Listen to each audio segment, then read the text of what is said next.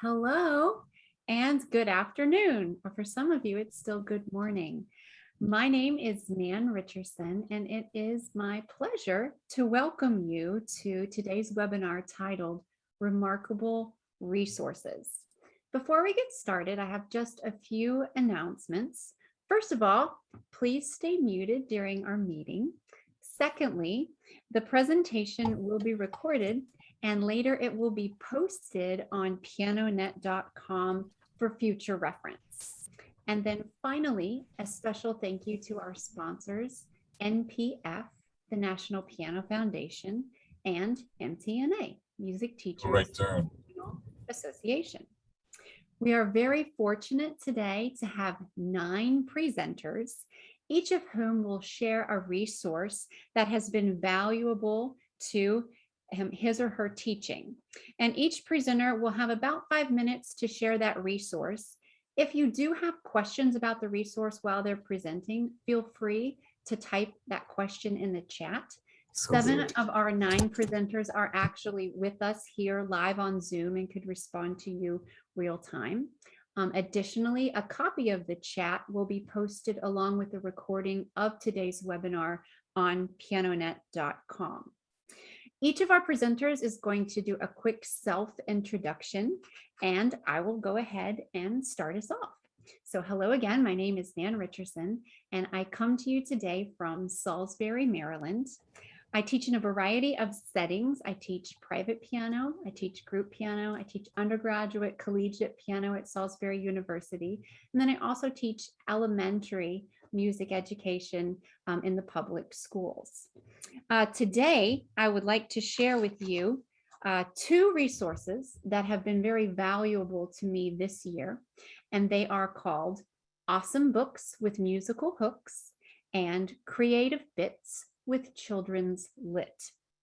And each of these books is very thin. You can see they're not very big, just a few pages each, so they're very quick reads, but they each come with a list of children's literature that's very helpful and fun to younger students that you can incorporate musical activities along with. So while the audience for both of these books is largely geared toward general music teachers in public or private schools, the ideas are very easily adaptable to piano lessons, both private and group. And I would like to share with you just that each book comes with its own list, like there's The Bear's Loose Tooth, A Porcupine Named Fluffy, Tacky the Penguin. So between these 2 resources, you would find maybe 30 books or so that you could utilize in your teaching. And I'm going to share 2 examples or 2 ways that I have used those in my piano teaching. So one of the books listed is called Good News, Bad News by Jeff Mack. And this book does not have many words. In fact, the only words are good news and bad news. The story is told by pictures. So I have used this book to teach chord quality. And as I'm reading, bad news. Minor triad. Good news. Major triad. So an idea is you could have just a stack of index cards and a student would pull out A on the first page, A minor triad for bad news, A major triad for good news. The next page, student pulls out a card, F minor triad for bad news, F major triad for good news. This can be done in a private lesson. It can also be done in a group lesson where you could distribute cards among your group members. Another book that has been fun that I've enjoyed using is one that you might recognize called Alexander and the Terrible, Horrible, No Good, Very Bad Day. So there is a sentence in this book that repeats over and over, much like an ostinato, and it is, I could tell there was going to be a terrible, horrible, no good, very bad day. So you can assign different technical exercises with each one of these words. And in this case, I used a very basic primary chord progression in a minor key. So here's an example of a way that I used this book. I went to sleep with gum in my mouth, and now there's gum in my hair. And when I got out of bed this morning, I tripped on the skateboard, and by mistake, I dropped my sweater in the sink while the water was running, and I could tell it was going to be a terrible, horrible, no good, very bad day. I actually used this specific exercise with my undergraduate collegiate class who was obtaining their piano proficiency, and they thought it was hilarious. And so we did this just to practice, some progressions and to break up some technical monotony. I hope you enjoyed my remarkable resources, and I am going to go ahead and pass it along to Dr. Bernardo Scaramboni. Dr. Bernardo Scaramboni has sent us a pre-recorded presentation, and so I'm going to share my screen and introduce him to you that way.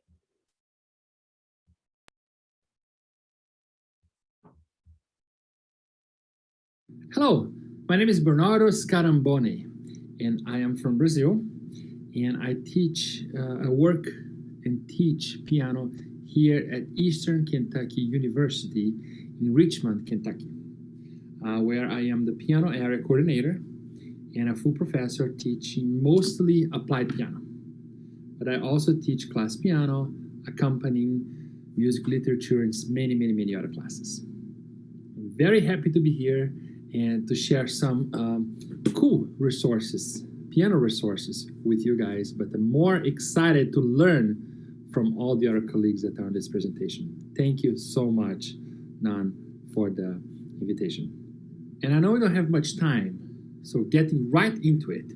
Today, I wanted to share with you a great resource that probably many of you know already, but just in case, it's worth mentioning. It's called the Piano Marvel. I mentioned that I teach mostly applied piano, so I think this resource can be very useful to help students with their repertoire, but especially can be helpful to develop technique, practice habits, and my favorite, sight reading. Piano Marvel is a software designed to help students practice the piano. It has some teaching resources, but I don't think it should be used without a teacher as a self-learning tool. Don't use Piano Marvel as your one and only resource to teach piano. That being said, if the teacher knows how to use this resource, I think it can boost interest in piano practice. I noticed that piano students practice more than normal when they're using this software properly. Piano Marvel has several features, but they all basically work the same way.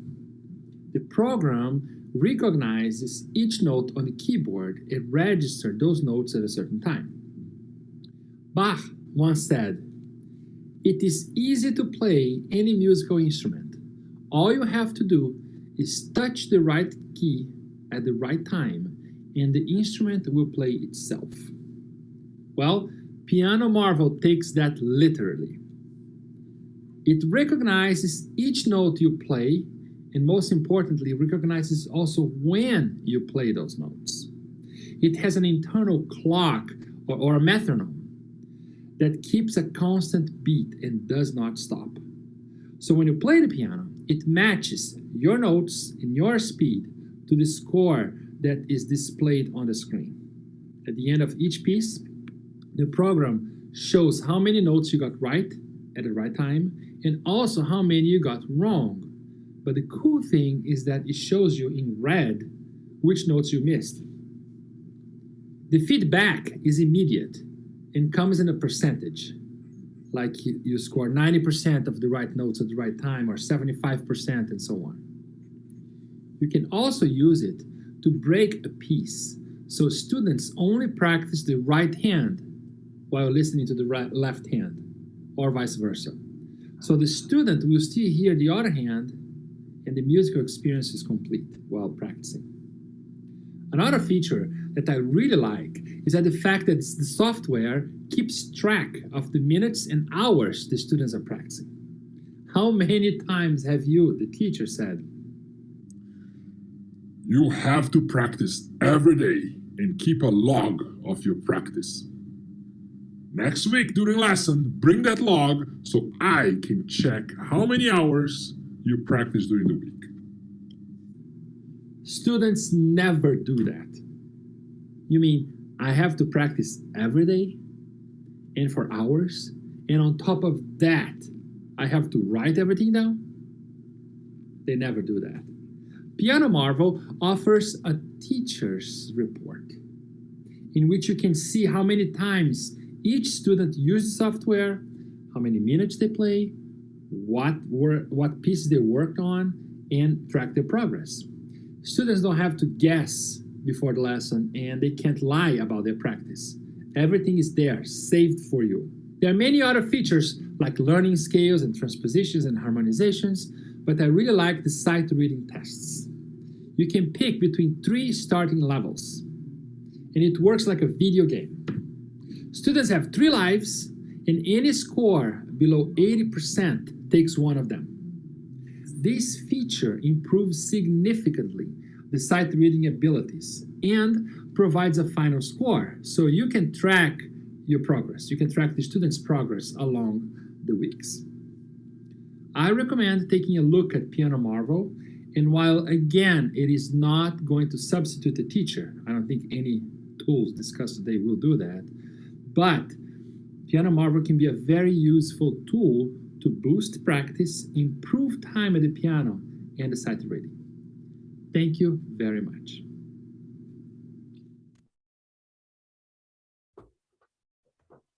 Hi, I'm Dr. Melody Payne, and I am next up.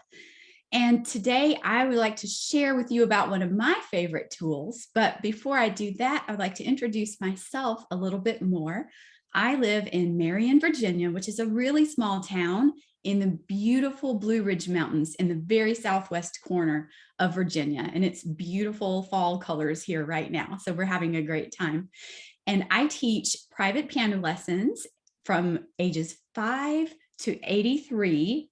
Right now, I'm teaching all online lessons, and my students are doing such a wonderful job with their online assignments. And one of the tools that I use to help them with that is called My Music Staff. And that's what I'm going to share with, that's what I'm going to share about with for you today.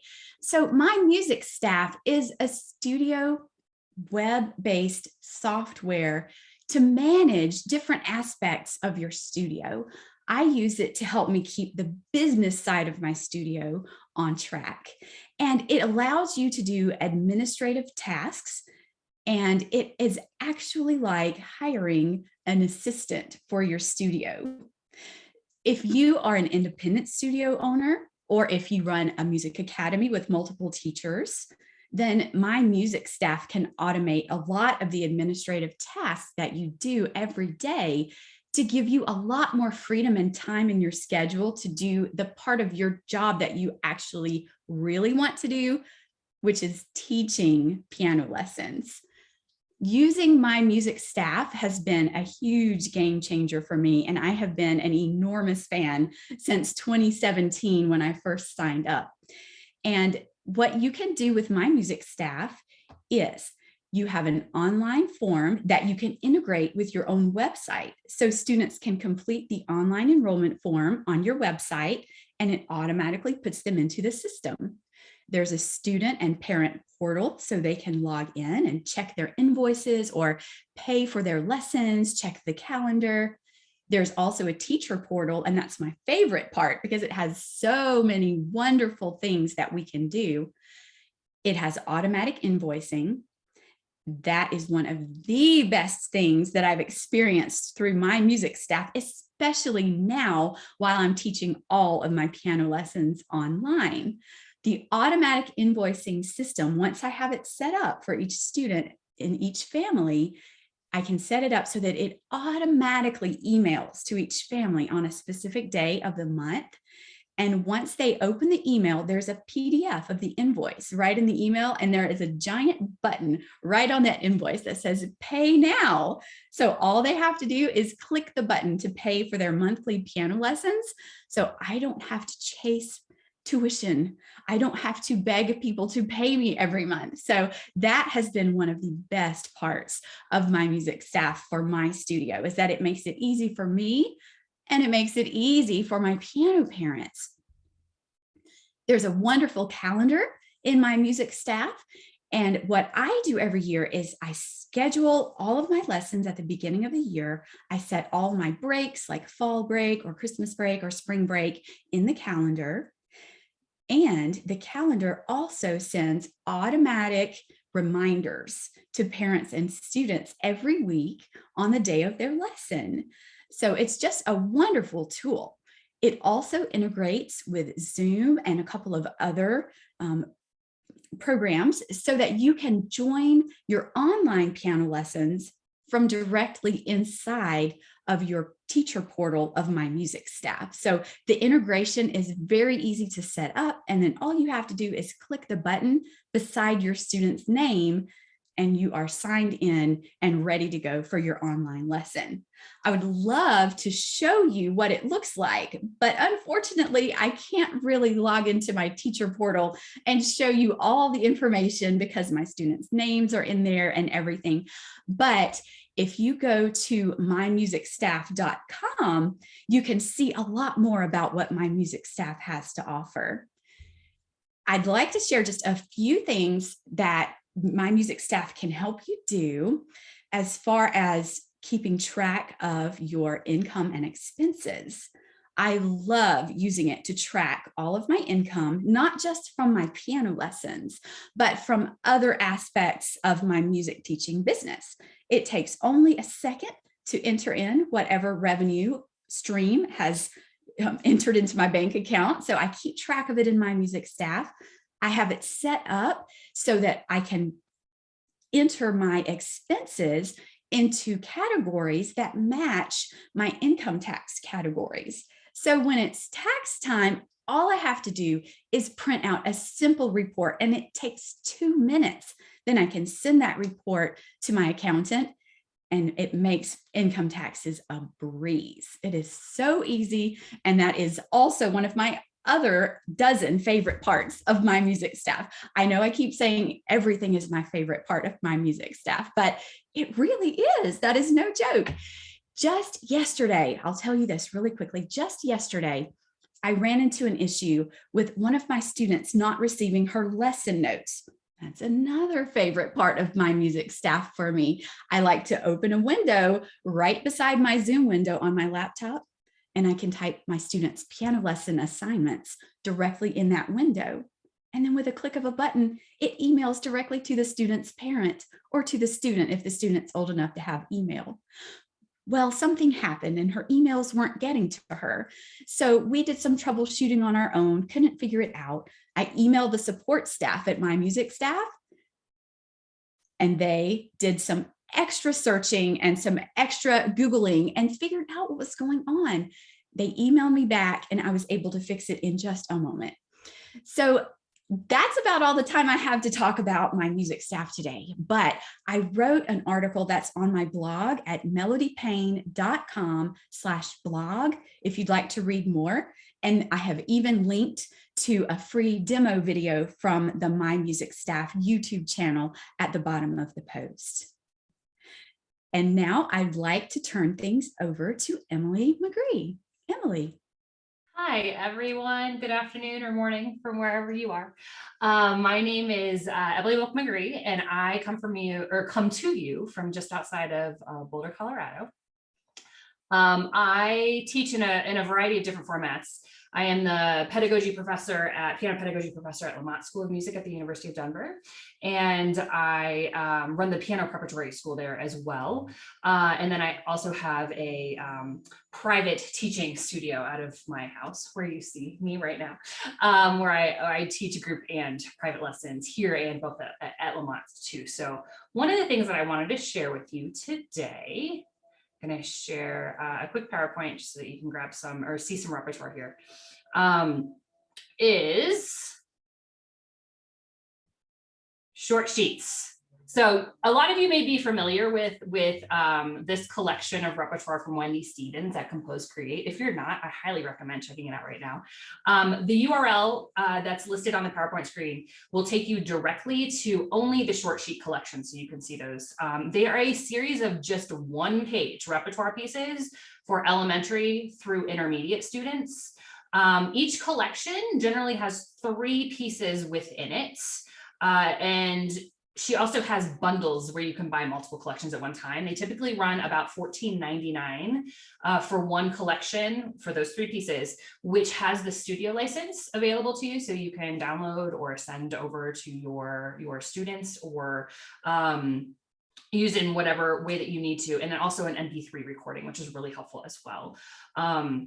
So again, that URL right there, which I'll drop in the chat box here at the end of when I'm talking to, so that you can access it if you are not familiar with it already. Why do I love these? They're short.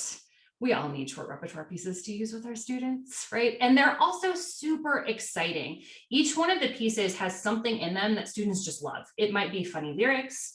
It might be a really cool glissando they get to play, but there's something that students really gravitate to in each one of the pieces. So it makes it really exciting for them, and exciting for you as a teacher, because when your students get excited about something, then it's just fun to teach. They are spectacular for low practice times of the year. So I use these a lot when we're coming back from summer breaks or winter breaks. They are great for students who maybe don't practice a ton, especially during certain times of the year. And I also assign them for learn on your own songs sometimes too, if I want to assess where a student is in their capability of learning a repertoire on their own. And then I use them for sight reading a lot too. So you can always assign down a level and use them really easily for sight reading exercises. I find it really increases motivation. If students can leave the group classroom or the private lesson setting and they have learned a piece during their class, they know that they can go home and practice that right away. It's really exciting for them. And I find that steamrolls into their practice habits throughout the rest of the week too. It teaches students how to break down a piece. These are all pattern based. So it's very easy to analyze with a student and teach them how to break something down to make it easier to learn.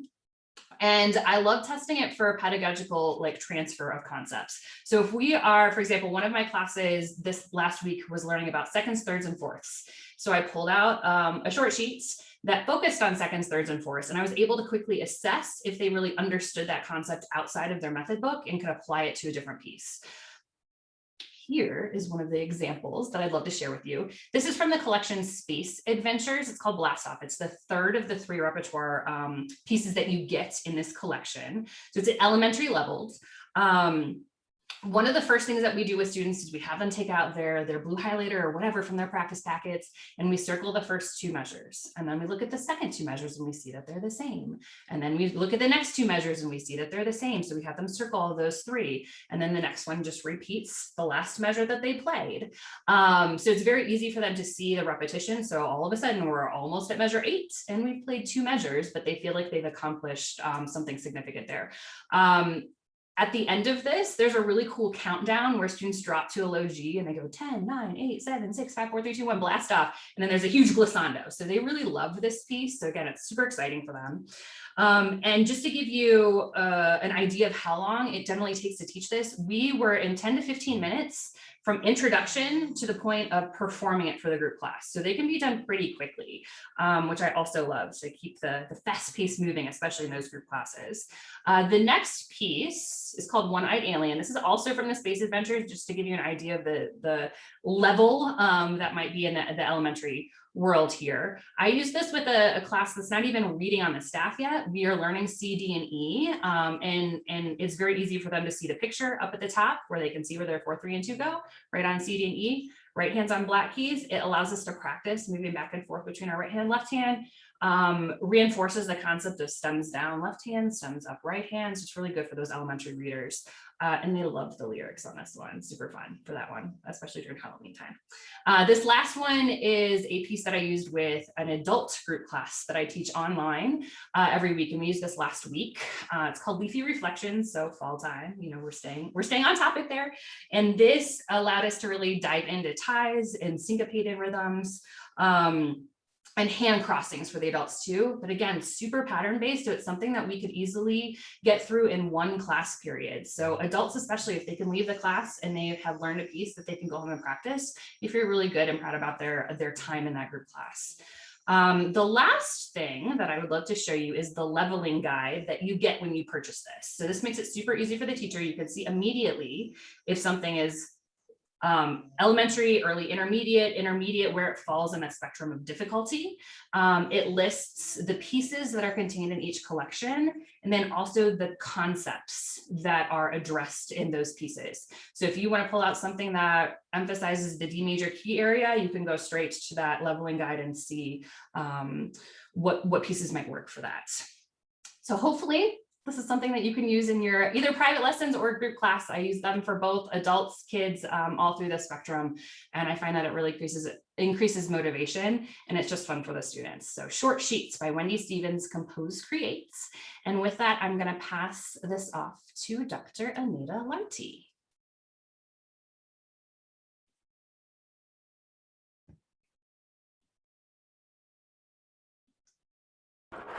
Thank you, Emily. Hi, everyone.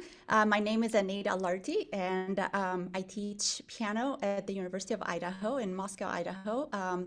I'm assistant professor of piano, and I teach applied piano, group piano, piano pedagogy. But in addition, I've always taught a wide range of pre-college students as well. So my favorite resource that I'd like to share with you today is Catherine Farris's book. And very quickly, I'll share my PowerPoint here.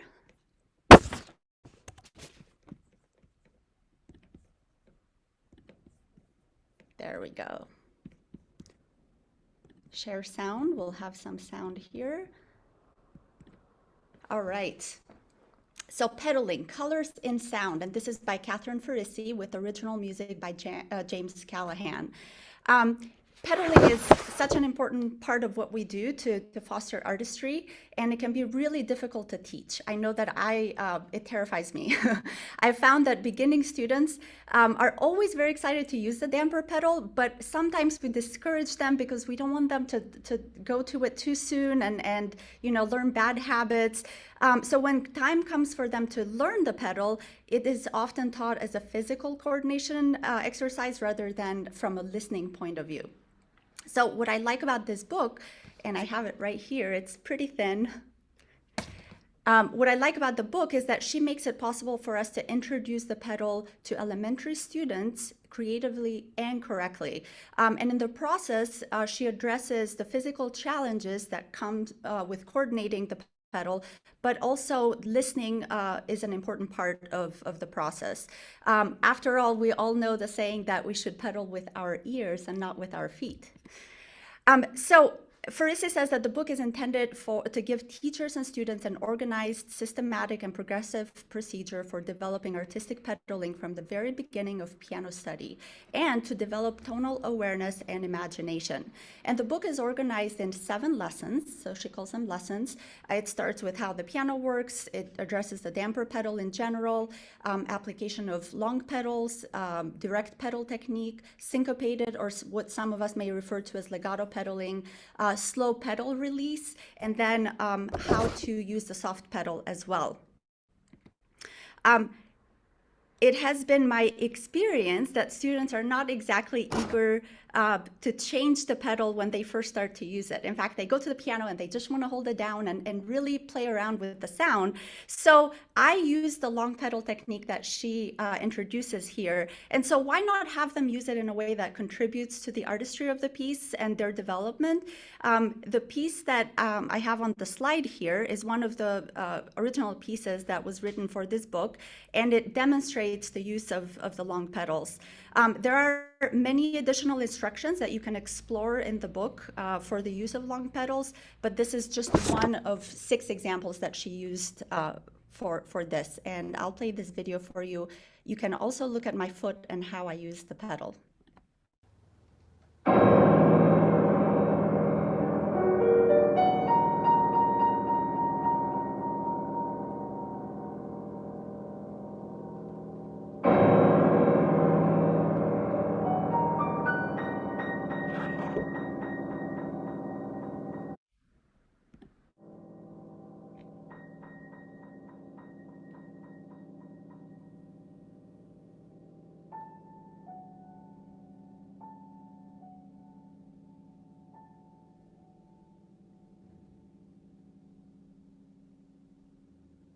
So that could be a good one for Halloween coming up.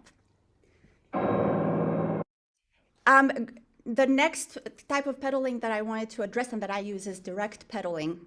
And so what you see here on the left side is the instructions that she gives for the students to try away from the piano. So exercises that they can use without even needing to play first. And I will demonstrate here on the right what the exercises are.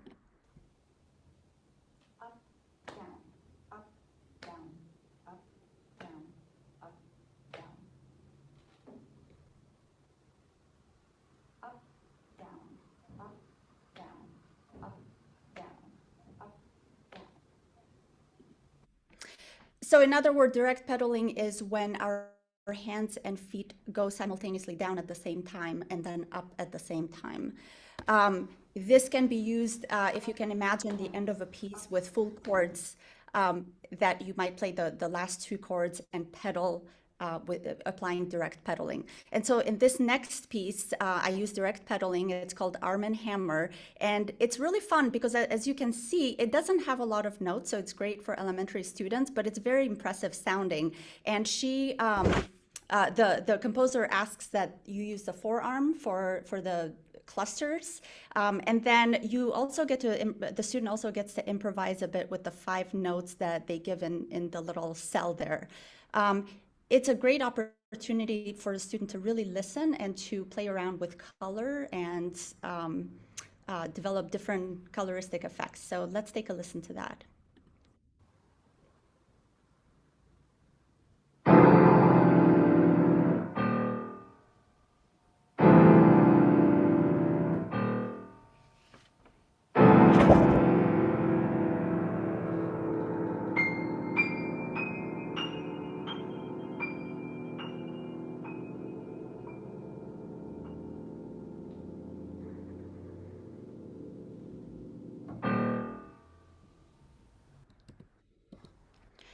And last but not least, Farisi uses one of my favorite props for teaching legato, or what we call syncopated pedaling, and that would be a trash can.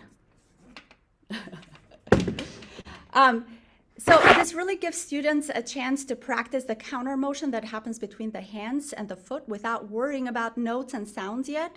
I find that even when we speed up that process, students form incorrect technical habits. So the trash can kind of acts as a mediator by pacing the process.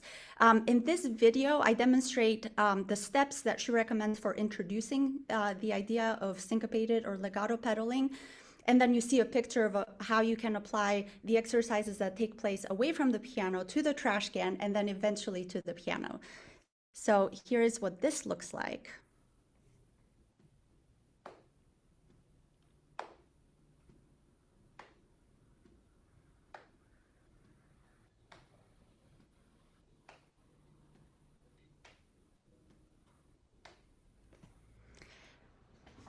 So if you haven't tried that technique, it's actually trickier than it looks. So I would encourage you to try it yourselves first and then have your students go through the process. It can be humbling and it can really take us back to what it felt like when we learned to use legato pedaling.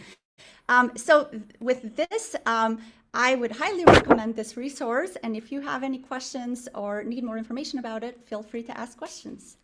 Thank you. And I'll pass it on to Sarah Rushing. Hi, everyone. My name is Sarah Rushing, and I'm an assistant professor of piano at West Texas A&M University, which is in Canyon, Texas, near Amarillo. Here at the university, I teach applied piano, class piano, as well as piano pedagogy. The resource that I'm really excited to share with you all today is called Flipgrid, which can be accessed as a website or as an app on a mobile device. I describe it to my students as being a bit like Snapchat. There's a built-in camera that makes recording videos very easy. And once they've posted the videos to our designated site in Flipgrid, other students can view and comment on them. Privacy settings, of course, assure that only users added to our group can access the videos. A picture is worth 1,000 words. So let me share my screen here so that you can actually see what this looks like. Here is my Flipgrid dashboard, and you can see I've got lots of classes here that I'm teaching currently. We'll go to this one here. And this is a section of class piano for music majors. And you can see I've got different folders for all of their assignments. We'll go down to this one here. This is where the students have submitted their videos, and we'll take a listen to Ethan so you can see what it looks like.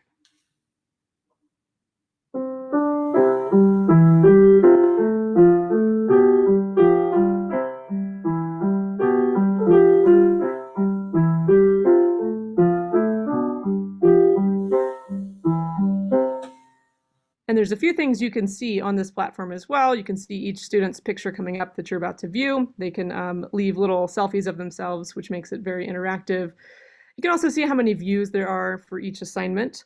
And as the teacher, you can include instructions and also set time limits for the videos, which is very helpful because sometimes you get students coming in and playing for several minutes an assignment that should only be about 30 seconds long.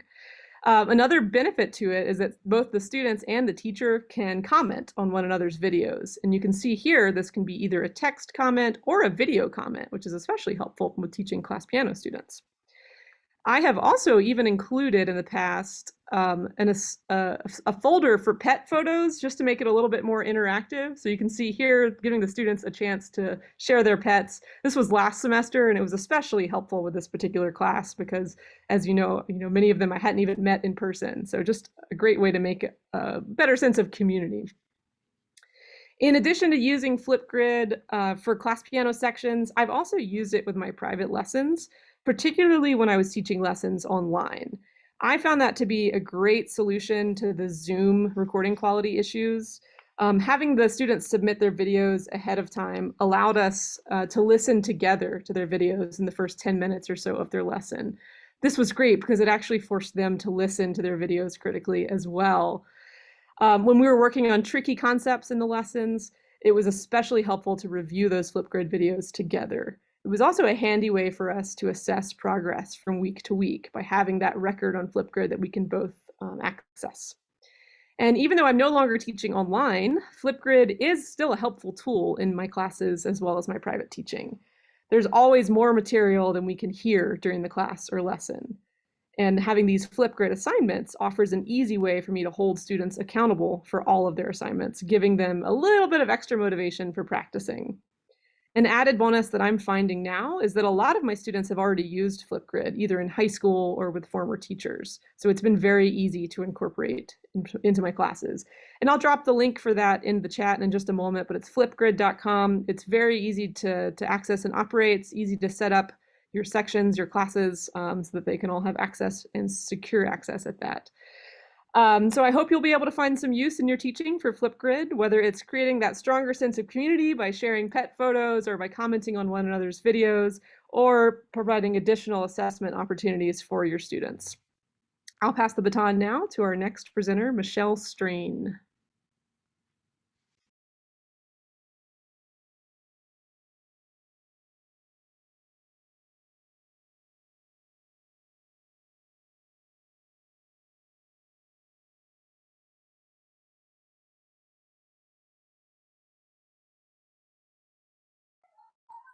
Hi, everyone. How are you today? My name is Michelle Strain, and I am coming to you from near New Orleans, Louisiana. It's still plenty hot out here. I'm very jealous of Melody and her beautiful fall colors and fall weather here today. It's about 85 degrees and super hot. So I'm just glad for the sunshine. So I teach mostly private students. I teach in a couple of different settings. I have a home studio. And then I also teach at a Montessori school where I teach piano here. And it's interesting because it actually goes from preschool all the way through 8th grade. So I have students from the ages of 4 to 13 here, and then both adults and children at my home studio, mostly on person, but I do have about 7 students who have remained online with me for all different reasons. So the resource I'm going to share with you today is another Wendy Stevens resource. So we are, I noticed I'm sharing Rhythm Menagerie with you guys today, and I'm going to just pop it up on the screen as well. Okay, there we go. So Rhythm Menagerie, I was looking for something. We all know that one of the most important things our students can have is a strong sense of rhythm. It enhances their performance, it enhances their sight reading, all the things that we want. And so to find a pedagogically sound curriculum, as well as something that was fun and creative was a little bit challenging. And so when I found Rhythm Menagerie, it really fit the bill for all of these things that I was looking for. So I'll scroll down just a little bit. So this is the first in a 2-book series that she has. So Rhythm Menagerie is maybe meant for probably, and it covers a variety of beginning to early intermediate rhythmic concepts. So you can see in here, I mean, of course, it just starts basic with quarter and half notes, then it adds on whole notes, and then it adds, and it goes all the way up to dotted eighth notes at the end. But what I really like about this resource is that within each unit, there are 3 different levels. So within there, I'm going to scroll down and show you, for instance, when you start, each unit starts with an explanation page, which I find incredibly helpful. There's something for them to do every day of that week, whether it's they introduce the concept, how do we count this, how does it fit, what is the meter, and all those sorts of things. And then there's some creative exercises to go with that I found interesting. And then once they get into the meat and potatoes of that unit, I'm just going to scroll down to the half rest and whole rest unit. So level 1 just takes that basic concept that you're already working with and keeps it very simple. 1 line, there's nothing with 2 hands at this level, and introduces whatever that is. So level 1, and then you'll notice if you see up here, there's a little set of headphones right above the time signature, and there are actually corresponding tracks that go with all of these. I'll talk about the tracks in just a minute towards the end. So that is a separate purchase from Rhythm Menagerie, but I have them and I highly recommend them. It's a wonderful investment. So that would be what level 1, part 1 would be. And then within each level, so the first page is just single line rhythms. And then the second part in each unit is always, then we have 2-handed rhythms. So something for right hand and left hand that continues to incorporate whatever that unit is focusing on. And then my students' favorite and my favorite are always the fun with sound section. And this is what I really feel like sets this rhythm resource apart from so many others that we can find out there. Wendy Stevens is really good about getting rhythm in your student's body, because we all know that if they don't feel rhythm, they're never going to have good rhythm or steady rhythm. So on the last part, so there's always the first page, the second one, and then in the last part always has something kind of fun. So this one happens to be a bird. So they're having you flap your wings on the half rest, which I think is particularly wonderful when counting rest. It gives something for the body to do during that. And so there's all different ones. There's some where you meow like a cat. There's some animal sounds. But it's a lot of movement, some inquired jumping, some are high fives, which we might have to get creative right now with COVID. Like today, I actually found these little skeleton hands at the dollar store. And so today with my students, we were actually high-fiving with the skeleton hands. So whatever you have to just make it even more engaging, just makes it a lot of fun. I'm going to scroll down just a little bit. And I was going to show you where it ends up towards the end. So this is level 3 out of the last unit, which is the dotted quarter notes. And you'll notice that it gets fairly complex. So while things start simple in the beginning, it does get fairly complex towards the end. And again, there are tracks that go with all of these. One of the other things that I really like about these audio tracks is originally I'm allowed to share this resource. It's studio licensed, so you can print as many copies of these. I know a few minutes I have a bunch that I printed in my studio, though I just did the entire thing. I took it to Office Depot and used my MTNA discount, which was made it a lot more affordable. Or if you want to print 1 unit for a student, or if you just want to print a few pages of a unit, you don't have to print the whole book.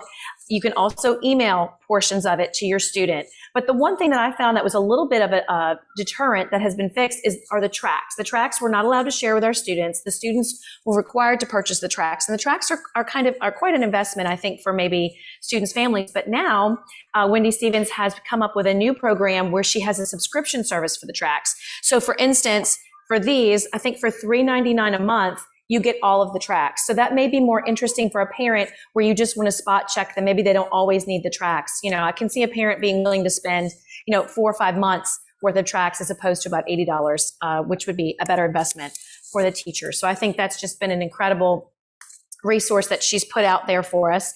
It's wonderful for online teaching or in-person teaching. As you can see, I easily shared my screen with you. I use this all the time when I was virtually teaching exclusively. I'm now back in lessons. And it also I mentioned that. And then once you're finished with Rhythm Menagerie, the next set, I don't have it, is Rhythm Manipulations. And it is more geared for older students. So it probably starts at an intermediate level. The first unit, for instance, is cut time. And then 16th notes, compound meter, polyrhythm. I have to say, it's probably one of the best resources I have found that explains complicated rhythms such as polyrhythms and compound meter and makes it very clear cut. It's black and white, that book. So it's very attractive to all ages. It doesn't look quite as young as Rhythm Menagerie. So if you're looking for something else, I'll drop the link to these in the chat. And as a bonus, when I was looking at the link last night to get the link, I noticed that all of Wendy's rhythm resources are actually on sale this week. So if you're interested in it, now might be a good time. They're on sale. I'm not sure when the sale ends. My guess would be Friday night. Usually her sales go till Friday night. Thank you so much. And I will drop that link in the chat. And now we'll turn it over to Joshua Medrano. All right, hello everyone. I'm going to play Joshua Medrano's pre-recorded video. He could not be here with us live today, so I am sharing his video with you. Hello, fellow piano teachers. My name is Joshua Medrano, and I'm a local piano teacher in the Baton Rouge, Louisiana area. Currently, I teach at 2 different private studios, as well as a private school where I'm part of the Fine Arts Department pull-out program for music lessons. Being part of different studios for me means that I have a large number of students, which is incredible. It's great, and I love it. But it also tests me in a way that I have to find creative ways to work with each student. And if it's teaching the same thing multiple times for myself, I always find that I need to kind of vary it so that it remains interesting for me. So that I can teach them and we're getting something done. We're, they're learning, they're working through it, and they're having fun. And, still testing them in different ways that they probably aren't realizing it, but it'll benefit them, I do believe. The remarkable resource that I'd love to share with y'all is a resource that was shared to me by another colleague, and that is the Piano Safari sight reading and rhythm cards that come in 3 different levels. These cards are really, really fabulous. They correlate with the Piano Safari repertoire books, but you can also use them with any standard method that you teach with in your curriculum to help reinforce sight reading, rhythm. Each unit is color-coded. The first level has 5 units, the second level has 6, and the third level has 7 units. And they just progressively get harder as you go on. What I like to do in my lessons and the way I use these cards is for my younger elementary age and elementary level students, I typically start as is. So that's off notation and just a single rhythm line for them to practice their counting. I find that for at least the counting segment, I like to start by using the Kodály method, Ta and Ti, or value counting at the very beginning. And I find that using these helps them transition to metric counting. I also use these either at the beginning or at the end of the lesson. Usually if I feel like the lesson's kind of moving a little bit slow and I want to put some more energy into it, I'll use it in the beginning, and we'll make a game out of it. So if they get their rhythm right or their sight reading right, these kids love sports. And I went ahead on Amazon and purchased this little basketball goal and came with a ball. And so I use it as a little basketball game. So if they get one right, they get to make a basket. They are in charge of their own points. And it just boosts the energy right away, either at the beginning or at the end of the lesson.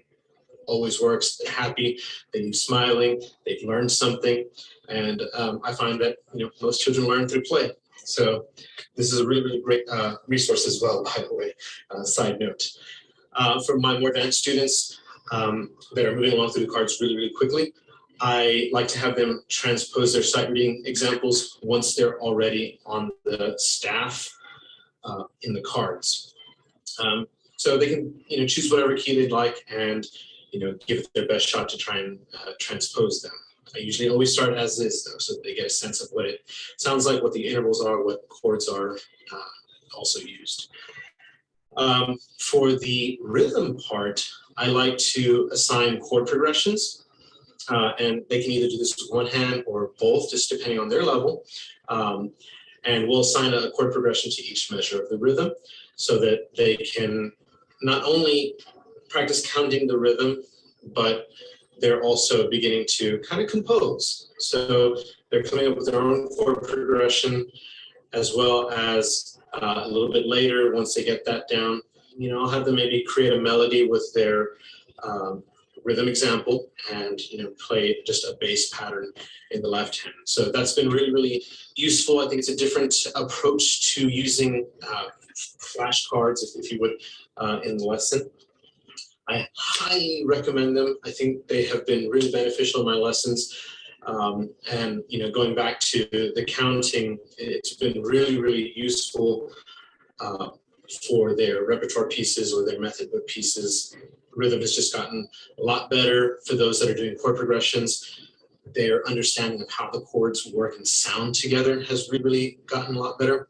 So just overall, they've been a fantastic resource, and I can't recommend them enough. You can find them on pianosafari.com, along with several other different method books that they have available. So again, my name is Joshua Medrano. Thank you so much, and I really hope that you can take a chance on these cards and give them your own shot in your studio. Thank you. Okay, thank you so much, Josh, for sharing about the Piano Safari sight reading cards.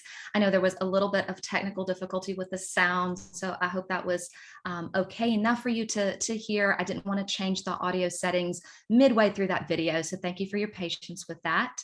And I believe I'm the last presenter today. My name is Rebecca Bolello, and I'm joining you from Baton Rouge, Louisiana. I am a piano teacher here, and I teach in my studio Piano Pathways. I teach both private and group classes for all ages, children to adults and everyone in between. So I have a lot of variety to my teaching schedule. And so for my remarkable resource that I would like to share with you, this is the book Intelligent Music Teaching by Robert Duke. He is a professor at University of Texas at Austin. And let's see, I would like to share my screen to show a quick PowerPoint with a few bullet points. So I'm going to get that pulled up. And while I am getting this, I will just say this book, if you are interested, is available for purchase online through Amazon. It's a fantastic resource that I would recommend for you as a teacher. So this is not something that you're going to pull out and do something with your students in a lesson. It's nothing that they are going to read, but I do hope that it will impact your students' learning, because this book is just full of ways for you to really think about strengthening your own teaching skills, which again will impact hopefully your students' learning. So I'm sure many of you have read this book or familiar with this book. So I'll give you just a quick overview of it, just in case you need a little refresher about it. The table of contents, the book is divided into 8 essays. That's how Duke describes them. And there's also a preface at the beginning of to introduce the book. And so there are 3 topics that I would like to just briefly touch on today. And that is what to teach, feedback, and precision in language and thought. So in the essay, What to Teach, Duke asks these questions. How will you decide what's most important to teach? And once you've decided what to teach, how will you articulate your instructional goals? And what I like about these questions is that there's not a time reference for these questions. What I mean is, he doesn't ask, what are you going to teach in one lesson? What are you going to teach in a week or a month or a semester or a year? It's a very general question for you to really think about at the core of your teaching. What is most important to teach? And I think too, the important word here is the goals. That's what he's challenging you to think about. What goals do you want to achieve with your students? And then what do you do as a teacher to get your students to those goals? So next I'll go to feedback, and I love this chapter. So it's just a very, very brief intro to this, but I love this idea. And I'm going to this next because this is talking about, what do students do with you in the lesson, and what are you doing with them to get them to that goal that you have set for them? So this essay challenges you to think about what you're doing with a student, and that it can be controlled to set up students to receive more positive feedback from you rather than negative feedback from you. And it's not to say that negative feedback is bad and we don't want to give any negative feedback to our students, but we do want to set them up for success. And so feedback doesn't have to only be reactive after the student does something, that you can be in control of what they're doing in order to set up more positive feedback experiences. So an example of that would be if the student plays an entire piece from beginning to end, that means you have to work backwards and tell them all the things that were missed, that were incorrect, that were wrong. So a lot of negative feedback. So opposed to this, instead of playing that entire piece, would be have the student play a short episode or excerpt, and it only needs to be as long for you to hear if they've accomplished that goal that you've set for them, and then keep going with those opportunities. So it's fast exchanges of successful performances, feedback, positive feedback from you, on and on. And again, you're controlling rates and timing of much of that feedback because you're controlling the tasks that the students are performing with you in the lesson. And then this brings me to the last topic, and I wanted to mention your what goals versus how goals. So how a student must do something is much more important than what they do with you in the lesson or what they should practice outside of the lesson. For most students, you have to say much more than an example, play expressively. Well, what does that mean for a student? You have to give very explicit directions for what that means, for what you have in mind. So you have to think about the component parts and think about how to do something. What are the steps, not just what? So I hope you will read this book. If you haven't, the book does give the answer to that question, what's the most important thing to teach? So there's just a little teaser there if you have not read the book. And if you have read it, I would encourage you to go back and reread it. There's so many good tips in this book, even for the most seasoned teachers.